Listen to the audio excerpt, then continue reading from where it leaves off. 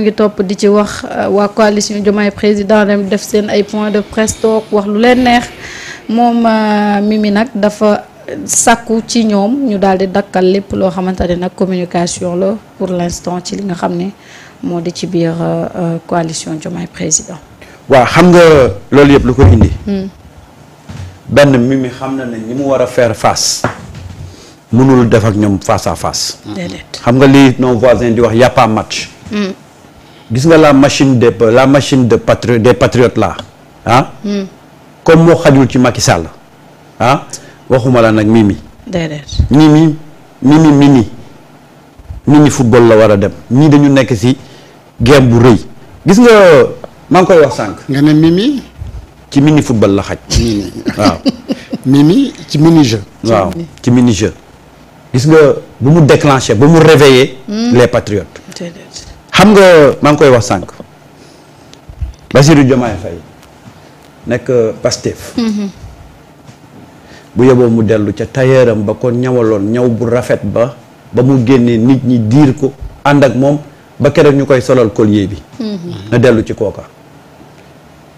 waaye xam nga dem ba jëmmi jamono nga bàyyi sa tailleur dem jël beneen tailleur bi lam ko indil démb ci ay tissu. dara baaxu ci. maa tissu yàgg la. non seulement njaxas la ko defal mais njaxas bi dara baaxu ci xoolal liste bi composé. coalition yi nga xool coalition yi ak mouvement yi ah. xanaa boo demee bay def njaxas sax nga def ci ay jasneer. wax dëgg yàlla waaye di jël ay dërëm yaay. ah tissu dërëm yaay. waaw mais lim ko indil démb. loolu xam naa ne Mimi ci boppam dafa toog xool liste bi nit ñi buñ communiquer musiba am xaaral ma noppi waa léegi musiba liste bi Mimi dootul wonewaat kenn liste bi de. déedéet. non c'est-à-dire qu'il faut être sérieux Mimi dafa am ñaari erreur yoo xam ne moom la liste bi gàllankoor. muy yan. benn bi mooy dafa dem jël ñoo xam ne ah amuñu benn représentativité politique beneen bi mooy. kenn xamu leen. kenn xamu leen beneen bi mooy. mais dafa tëbb ci Benno Bokk Yaakaar rek xëpp ci biir listam bi. ah est-ce que mas na fa jóge Mimi Benno mi. ma xëy tey ñuy gonfler titres yi. waaw 300 maires. mais allez voir c'est quel maire. te maire yooyu dugg ci liste bi bu fekkee am na. mooy maire yi nga xam ne xam nañ ne keroog ba ñu ñàkkee élection présidentielle yi ñàkk élection législative yi ñu wóor na leen ne local jot moo tere ñu jóge seen dëkk. ñu ne xaaral ñu wut fu ñu moyaalu. Samba xam nga maire yooyu fu ñu nekkoon. waaw élection présidentielle passée. waaw jàmm ak njëriñ. jàmm ak. njëriñ jàmm ak njëriñ. waaw bu Amadou Ba. bu Amadou Ba. te ñooñu ñëpp nag. tout ce qui était responsable nekk président conseil départemental wala maire ci les communautés rurales yi ñu communalisé. daanaka Mimi recevoir na leen ñoom ñëpp. oui des maires yu nga xamante ni pratiquement ñoom ñëpp dañ leen épinglé ci ay rapport ñoo nga xamante ni seen chemin ak chemin wu jubal jubanti comme yàlla ak yàlla yi. c'est tout le contraire. c'est normal nag. alors Samba xam nga ce qui est triste et dommage dans tout ça. Fatima après nga dugalal ma le discours de Anta Babacar Ngom mu def politique def discours. pour ci situation bi pour en parler. les Benjamins. mais tey aujourd'hui bu ñu demee ba àdduna di toog anti système di war a jógee ci Pastef war a dem beneen opposition di ko incarner mais y a problème. fondamental ñu déglu Anta Babacar après ñu ñëw ci commentaire bi nga dégg li mu wax. et nga xool tey lii Mimi nar a yàqal Pastef ak waa këram.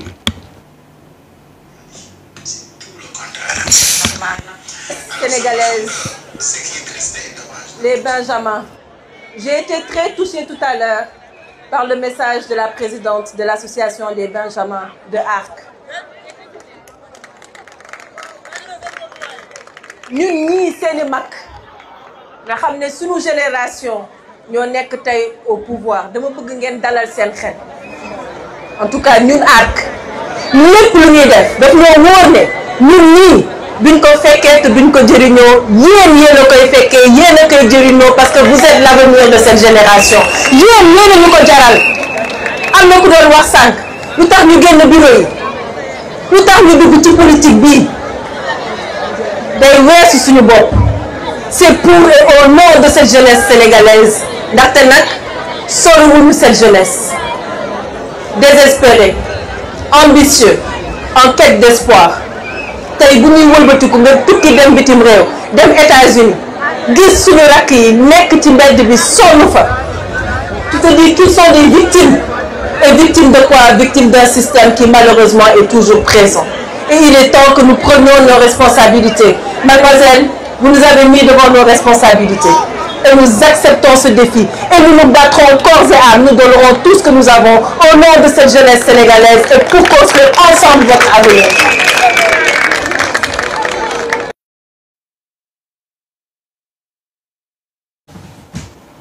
Qui est malheureusement toujours présent. Pourquoi Sokhna Anta inspiré wu ci système bi nga xamante ni c'est toujours présent? Parce que l'incarnation du système bi aujourd'hui moom moo nekk à la tête Mimi Touré. ainsi que ñi nga xamante ni ñoom la àndaloon.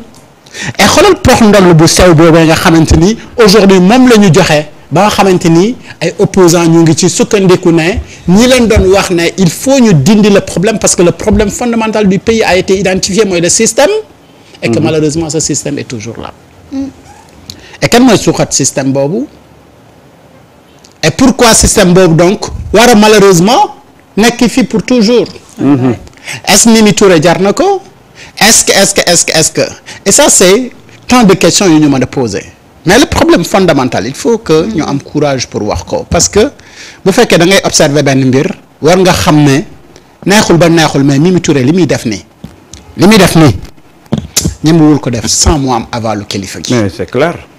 donc le problème jéggi na Mimi Touré dañ naan ko defal mu def bàyyil mu bàyyi si aujourd'hui Mimi Touré décide que la coalition Diomaye président ne suspendre toute communication c'est pas parce que si moom la jógee. mais dafa jógee fu ko xamante ni def ko supérieur. xam nga ci weekend bi ndeysaan. loolu am na. dama am ku ma woo. ne ma yéen day gis naa leen ngeen def ay jàngat yu am solo ci situation bi. yéen day vous êtes des militants pour le développement du pays mais surtout pour la cohésion entre Ousmane Sonko ak Diomaye. parce que da ngeen jàpp ne loolu moom mooy intérêt Sénégal mu ne ko waaw.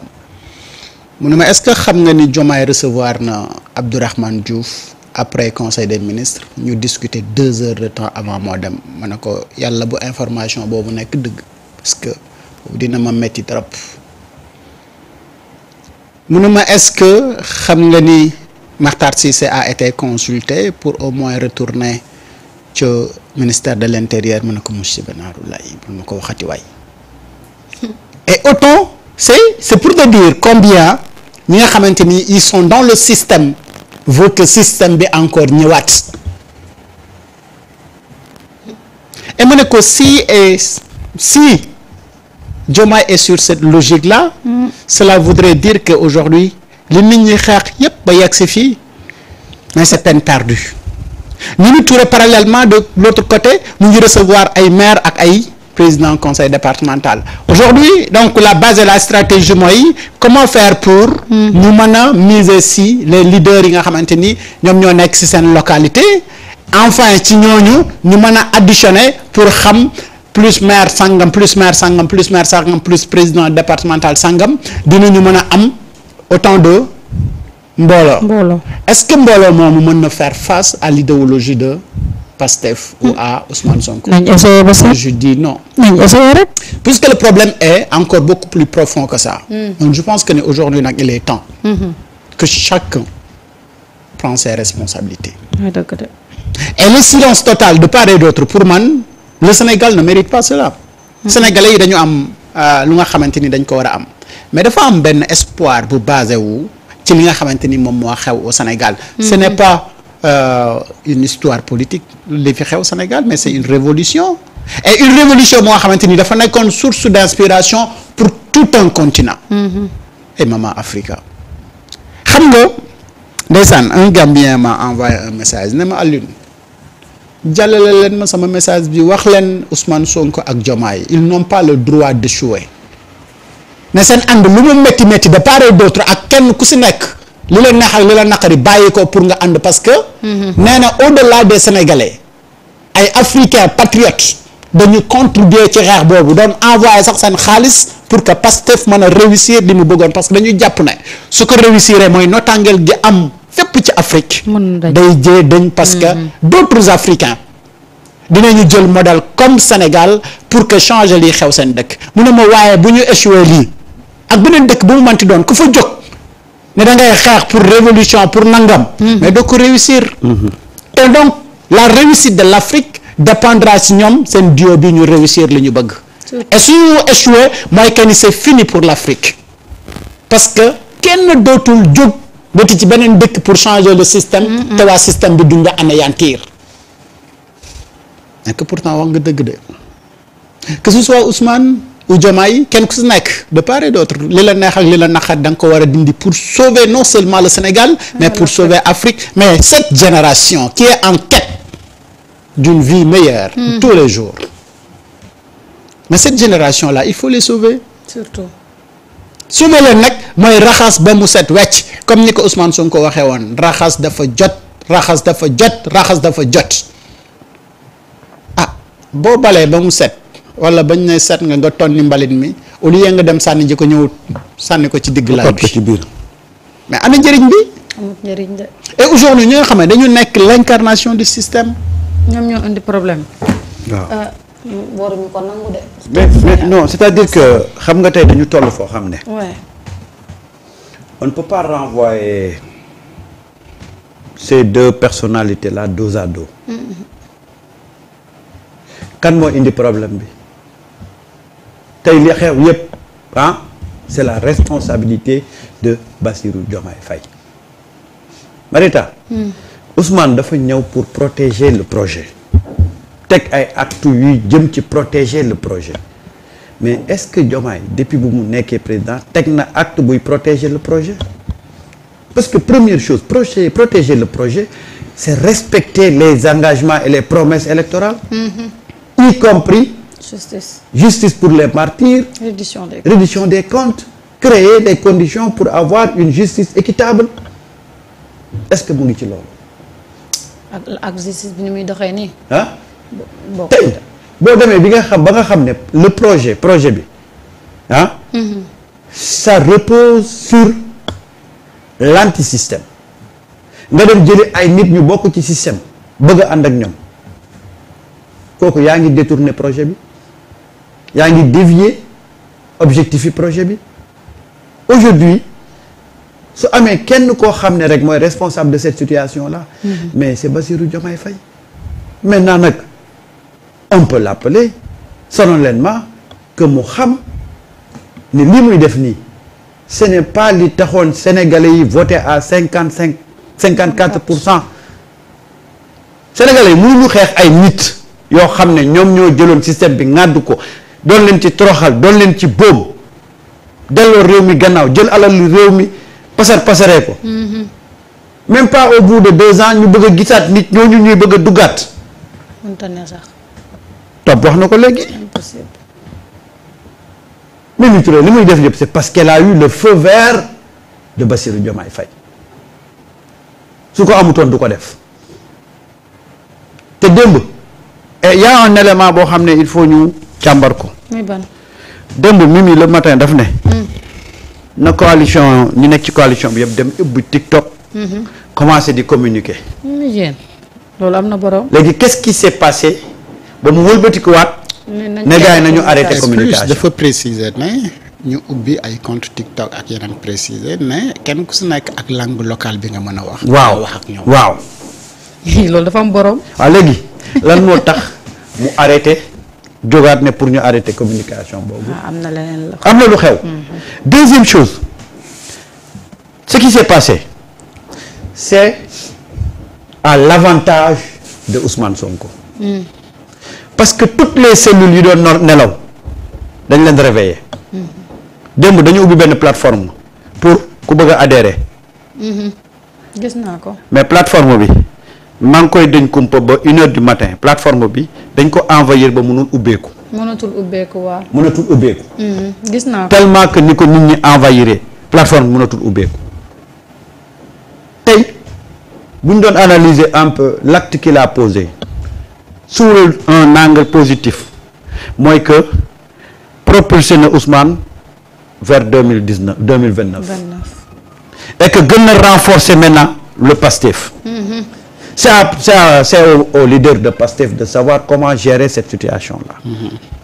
Mais tey suñ ci retenir dara lu positif mooy que la doon nelaw ca PASTEF te ñu yàgg ñun toog fii di leen ko wax moom la ñu enfin comprendre réveiller ko gis nga un parti qui vient au pouvoir il doit pas dormir parti bi da doon nelaw waaw mais parti bi yeewu nañ militants yi yeewu nañ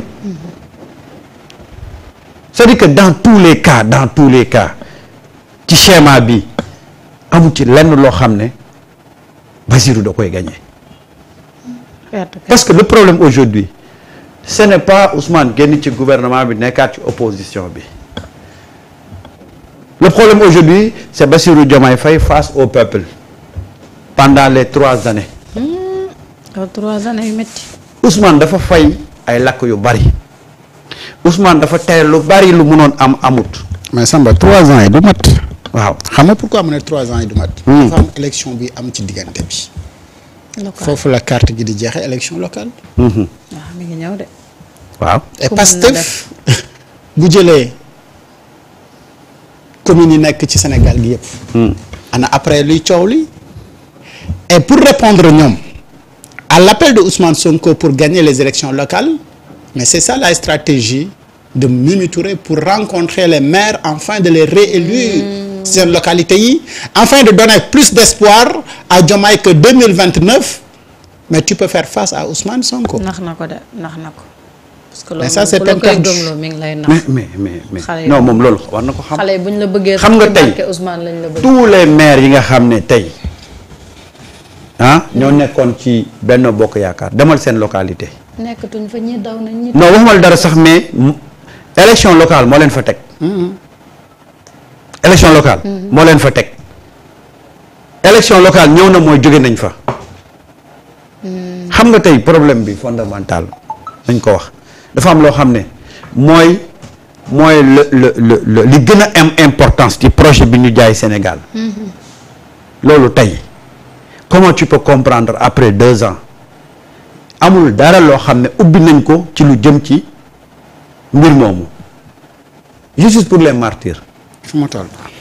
fan la toll xëy rek ñu naan ñu ngi def ay reconstitution. te waxuma la dara mais loolu moo waroon nekk les premiers actes yoo xam ne dañ ko waroon poser mais 2 ans après parce que 1 an 8 mois lan nga fi dégg kenn yoon nga dégg ne woon nañ ko mooy le cas Pa Abdoulaye Touré après qu'est-ce qui s'est passé dara. yow même bu fekkoon ne sax deuxième mandat sax dalaa ñor